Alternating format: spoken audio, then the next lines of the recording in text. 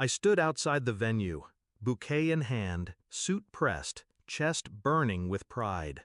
But the doors were locked, the lights were off, and the sign on the glass read, "Closed." Confused, I called my wife.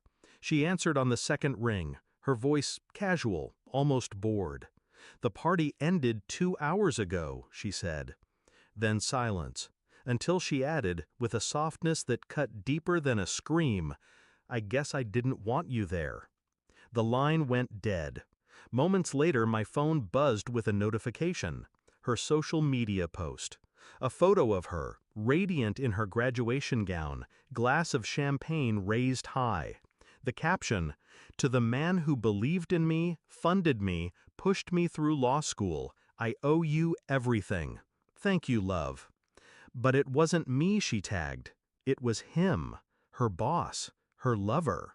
The bouquet slipped from my hand and hit the concrete. I didn't pick it up. Hashtag. Backstory. We met in a cramped cafe 8 years ago. She was studying for her undergrad finals, hunched over textbooks. I offered her my table when the place was full. She smiled at me like I'd saved her life. That smile became my weakness. I paid for dinners when she was broke. I worked nights to cover her rent. When law school became her dream, I said yes, even though it meant draining savings and tying myself to loans. She used to tell me, "One day it'll all be worth it." I believed her, because that's what fools do. Hashtag. Discovery. The signs were there, the late nights at the office, the way her phone tilted away when I entered the room, the sudden perfume she didn't wear for me. But betrayal is a disease you don't diagnose until it's terminal. That night, when I stood outside that closed venue, staring at her post, I had no doubt. The infection had reached the bone. The shift. I didn't shout. I didn't drive to the restaurant and demand answers. I didn't beg her to choose me. No, I went home, sat in silence, and thought. Because grief is messy. But revenge? Revenge requires clarity. She had traded me for him, her office lover, the same man who came begging for investors 3 years ago when his promising startup was circling the drain. The man I rescued with my capital. 90%, that's the stake I bought. That's the leash I held. And he never even felt the collar tighten, until I decided to pull it. Execution. The first thing I did was cancel every card, every tuition autopay, every lingering loan she thought was magically vanishing. Her comfort evaporated overnight. Then the company. One signature, one wire transfer. I sold my 90% stake, 157 million worth. Not to a competitor, not to a friend, to a shark who'd been circling for years, waiting for blood. Within minutes, news hit the market. Their company stock free fell. My phone lit up with missed calls, 154 in under an hour. Her name, his name, friends, colleagues, all of them clawing at me through the screen. I let the phone buzz until it went silent. Climax.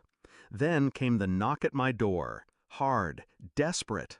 I opened it to find her standing there, eyes wide, makeup streaked, voice trembling. "You ruined us," she whispered. "Not me, us. As if I had destroyed something sacred, not something already rotten." She begged, told me it was a mistake, that she loved me, that the post meant nothing. But her eyes betrayed her. Not love, fear. Behind her, headlights flashed. His car. He stepped out, tie loose, face pale. The confident CEO reduced to a man watching his empire burn. "Why?" he asked, voice cracking. The same word I once asked her when she came home late. I didn't answer him. Instead, I looked at her, and I said, calm, steady, "You could have had everything. Instead, you bet against me." I closed the door in their faces. Their muffled shouting faded with each step I took away. Hashtag. Resolution. The house was quiet again. My empire intact. Their empire ashes. Do I regret it? No. Regret is for those who hesitate. She thought love made me weak. He thought money made him untouchable. They were both wrong. I was patient, and patience is the sharpest weapon. They gave me humiliation. I gave them ruin. And as I sat in the silence, phone still buzzing with missed calls, one thought anchored me. The party may have ended 2 hours ago, but my revenge had just begun.